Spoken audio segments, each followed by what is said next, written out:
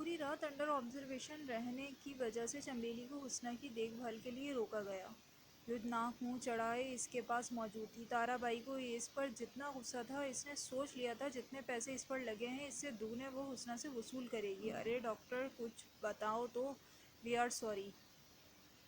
کیا رے مر گئی کیا؟ چمیلی کے ہونٹوں پر ہتھیلی جما کر کہا۔ نگوری، تیرے منہ میں خاک، ابھی تو چاندی چمکی شروع ہوئی ہے۔ تارا بائی نے اپنا بھاری بھرکم ہاتھ اس کی کمر پر رسید کیا تو وہ بلبلا اٹھی۔ ارے ڈاکٹر، منہ کیا دیکھ رہی ہو جی، بتاؤ۔ اب خطرے سے باہر ہے، مگر چوہے مار گولیوں نے اندرونی حصوں پر خاصا اثر چھوڑا ہے۔ کم سے کم 2 ہفتوں کے لیے دیکھ بھال کرنی پڑے گی۔ ہائے ہائے، میں نے سوچا تھا سونے کی مرغی ہاتھ آ گئی ہے، مگر یہ منحوس جب سے آئی ہے خرچہ کروا رہی ہے۔ کوئی نہیں، 2 ہفتے ہی ہیں، پھر دیکھ تارا بائی کیا کرتی ہے تیرے ساتھ۔ کلینک سے نکل کر اس کی گاڑی کا رخ کر کے یونیورسٹی کی جانب تھا، مگر پہلے زینب سے ملنا تھا، پھر ڈاکٹر رخسانہ سے داؤد کے سلسلے میں۔ گاڑی چلاتے ہوئے اس کا دھیان حسنہ کی جانب بھی تھا۔ اللہ کرے جو بھی سوچ رہی ہو ویسا کچھ نہ ہو، حسنہ اپنی کسی دوست کے ہاں ہی ٹھہری ہو۔ گاڑی پار کر کے وہ تیز تیز قدم لیتی یونیورسٹی کے اندر داخل ہوئی۔ ہاتھ میں تھامی پرچی پر دھیان دیتے وہ سامنے موجود پتھر کو نہ دیکھ سکی، جس کے سبب پاؤں پر ٹھوکر لگی اور وہ لڑکھڑا گئی۔ حسبی اللہ! نہان سے بیٹی یہ آواز، یہ عمر کی! اسے پہچان لیا تھا، وہ بھی اسے لڑکھڑاتا دیکھ کر اس کی طرف آ رہے تھے۔ غفور انکل! کشوا نے انہیں پہچان لیا۔ کشوا بی بی وہ چہرے پر ہاتھ پھیر کر یہاں وہاں دیکھتے بھاگنے لگا۔ جب کشوا بھی اس کے پیچھے بھاگ گئی اور رک جائیں، آپ ایسے نہیں جا سکتے، رکیں۔ وہ سر عمر نے پہلے تفتیش سے صورتحال کو دیکھا، پھر معاملے کی بعد میں سوچ کر بھاگتے ہوئے غفور کو پکڑ لیا۔ سر انہیں جانے مت دیجیے گا، کشوا نے دور سے ہی اشارہ کرتے ہوئے کہا۔ کیا ہوا کشوا؟ سر عمر اسے اپنی پھولی سانسیں درست کرتے دیکھ کر کہا۔ سر مجھے ان سے ضروری بات کرنی ہے۔ آپ کہاں تھے غفور انکل؟ کشوا نے قدرے سخت لہجے میں پوچھا۔ کشوا بی بی میں نے کچھ نہیں کیا، وہ ہاتھ جوڑ کر گڑ گڑانے لگا۔ سر آپ انہیں لے کر کسی خالی کلاس میں چلیں گے؟ اس نے براہ راست عمر کی جانب دیکھ کر سوال کیا، جس نے افسار میں سر ہلا کر غفور کو بازوؤں سے تھام کر چلنا شروع کر دیا۔ دکھتے جسم کے ساتھ اس نے اپنی مندی مندی آنکھیں کھولیں۔ کمرے کی تیز روشنی کے باعث کچھ لمحے کے لیے دیکھنے سے قاصر ہو گئی تھی۔ آنکھیں جب دیکھنے کے قابل ہوئیں تو دل سے دعا نکلی، کاش یہ آنکھیں اب کبھی نہ دیکھ سکتی، یہ دل رک جائے، یہ سانسیں تھم جائیں۔ مگر ضروری نہیں ہر دعا فوراً قبول ہو جائے۔ دوائی کا اثر کچھ کم ہوا تو پورا جسم پکے پھوڑوں کی طرح دکھنے لگا۔ دائیں ہاتھ پر لگی ڈرپ کی تکلیف پہنچا رہی تھی، دل سے کچھ نیچے معدے میں شدید درد تھا۔ ملائم گال ری ایکشن کے باعث سوجے ہوئے تھے، آنسو روا تھے آنکھوں سے۔ حسنہ نے آنکھیں موند کر شاید موت کو پھر قبول نہیں جو دنیاوی جہنم کو قبول کر لیا تھا۔ کھڑکی کی دوسری جانب کھڑی لوج میں اڑتی پرندے بھی پڑپڑا اٹھے۔ داؤد کو غلط دوائی کس کے کہنے پر دی؟ ٹیبل کے دوسری جانب بیٹھ کر ہاتھ جوڑے بیٹھے غفور کو سرد لہجے میں پوچھا کشوا نے۔ میں نے نہیں دی کوئی دوائی۔ پسینے سے تر چہرہ ہاتھ پھیرتے ہوئے انہوں نے منکر انداز میں کہا۔ غفور مجھے سختی کرنے پر مجبور نہ کریں، مجھے بتائیں نہیں تو میں پولیس کو کال کر دوں گی، کشوا نے ہینڈ بیگ سے فون نکال کر کہا۔ تو پھر غائب تھے آپ یہاں یونیورسٹی میں کیا کر رہے ہیں؟ جی وہ بیوی جی، میری بیوی بیمار ہے، دادا جی سے چھٹی لے کر آیا تھا ادھر، میری بھانجی پڑھتی ہے، چھوڑنے آیا تھا۔ پولیس کو کال کرتی ہوں، داؤد کی دوائی کے نام پر زہر دیا جا رہا تھا اسے، آپ کو کڑی سزا ملے گی، کشوا نے سرپٹ لہجے میں کہا تو غفور جلد بازی میں بڑبڑا گیا۔ مگر وہ تو نیند کی گولیاں تھیں۔ اس کے بڑبڑانے پر سر عمر جو کب سے خاموش تماشائی بنے ہوئے تھے، اسے کالر سے تھام گئے۔ مس کشوا آپ پولیس کو کال کریں، یہ ایسے نہیں بتائے گا۔ نہیں میں بتاتا ہوں، سب بتاتا ہوں۔ وہ داؤد صاحب کو نیند کی دوائی میں نے کسی کے کہنے پر نہیں دی تھی، بلکہ خود دی تھی۔ سر جھکائے وہ اعتراف کر رہا تھا۔ کیوں؟ کشوا گھبرائی۔ وہ داؤد صاحب ساری رات جاگتے تھے، دوائی کھانے کے بعد بہت زیادہ وحشی ہو جایا کرتے تھے، مارنے پر آ جاتے تھے۔ گھر کے حالات مجھے اجازت نہیں دے رہے تھے کہ یہ نوکری چھوڑتا۔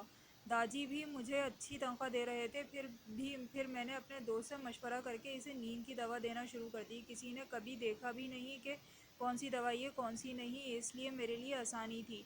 मगर आपने इनका ध्यान रखना शुरू किया तो मैं डर गया और कि कहीं आपको मालूम ना हो जाए। अपनी ज़रा सी चोरी की वजह से तुमने किसी की ज़िंदगी को ख़तरे में डाल दिया। किश्वा गम और गुस्से से चिल्लाई। बीबी जी मुझे माफ़ कर दें। वो रोने लगा। आइंदा जतोई हाउस के करीब भी नज़र ना आना, नहीं तो मैं पुलिस में कह दूँगी।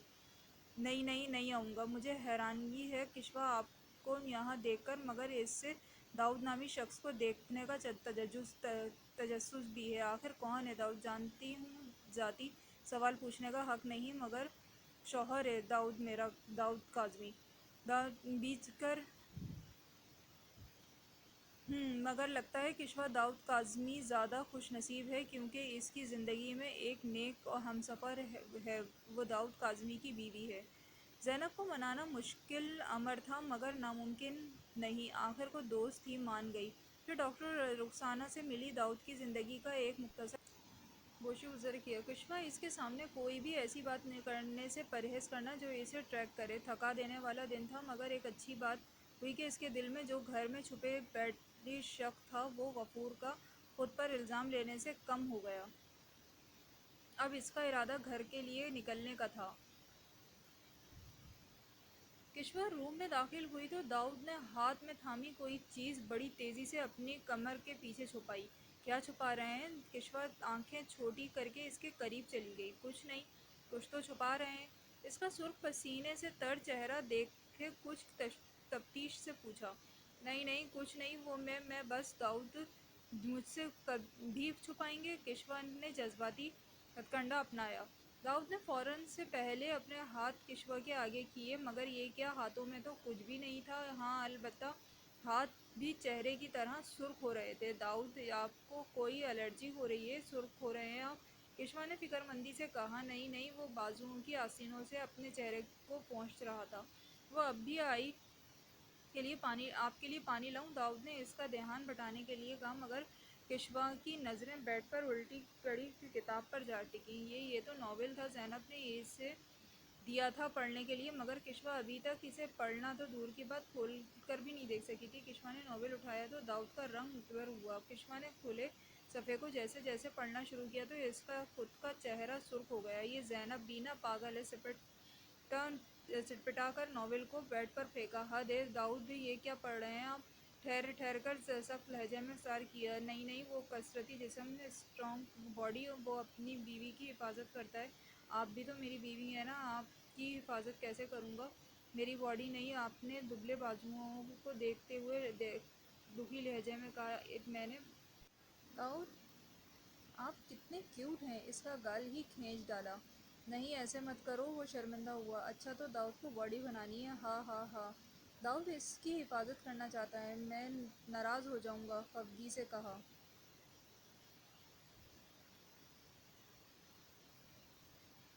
अच्छा अच्छा, सॉरी सॉरी। अच्छा तो अब इस मसले का हल निकालना पड़ेगा। थोड़ी पर हाथ रखे वो पुरसोच अंदाज में कह रही थी। दाऊद ने ज़ोरों शोर से सर हिलाया। तो फिर मिस्टर, आपको मेरे साथ जिम जाना पड़ेगा दोबारा। दोनों गाल खींचकर किश्वा ने दौड़ लगाई।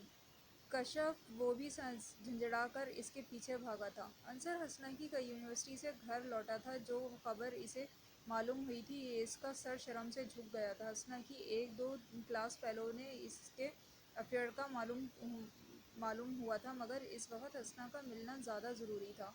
अंसर ने अपनी तहत से हर कोशिश कर डाली, मगर सब फेल। दाऊद आप कितना पढ़े हैं?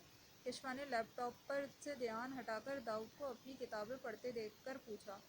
मैं ज़्यादा तो नहीं, 12वीं तक ही पढ़ा हूँ। हमेशा वाला शर्मिंदा लहजा। किश्वा ने गहरी सांस हवा के सुपुर्द की। लैपटॉप को साइड पर रखकर इसका हाथ पकड़ा। आपको मालूम है, जब आप इस तरह बात करते हैं, सर झुका लेते हैं, मुझे कितना दुख होता है। मैं चाहती हूँ आप सर उठाकर मुझे अपनी हर बात बताएं, ख़ास तौर पर जो बात आपसे वाबस्ता हो। मैं आपकी हमसफ़र हूँ, राजदार हूँ। आपका लिबास, आप मुझ पर यकीन करेंगे। मैं पूरी कोशिश करता हूँ। इस बार बराह रास्त किश्वा की मेहरबान आँखों की जानिब देखकर कहा। वो तो मुझे भी पता है। एक दफ़ा फिर किश्वा का हाथ अपने गाल की जानिब बढ़ते देखकर दाऊद کشف باز آئیں، میں نے بھی پھر کھینچ لیں۔ سرخ چہرہ سمیت وہ واش روم میں گھس گیا۔ اچھا باہر آ جائیں، نہیں کرتی میں وضو کرنا ہے، نماز کو دیر ہو جائے گی۔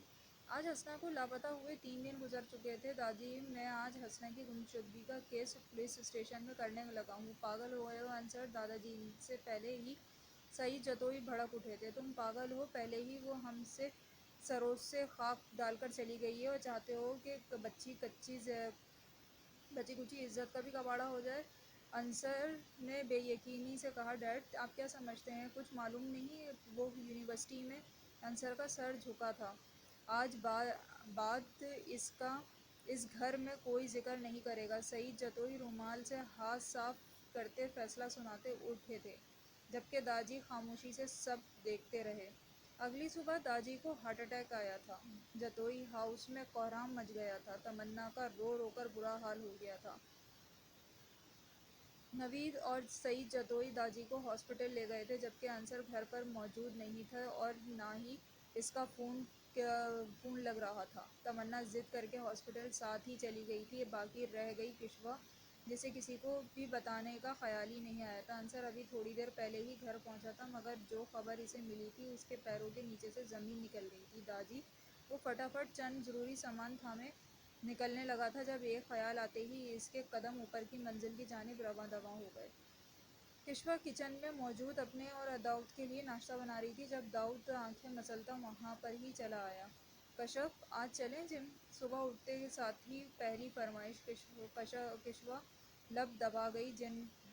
جم جانے سے پہلے ہیلدی فوڈ بھی ضروری ہے، جیسے دودھ اور بوائل ایگز، ایک کپ میں چائے اور دوسرے میں دودھ انڈے۔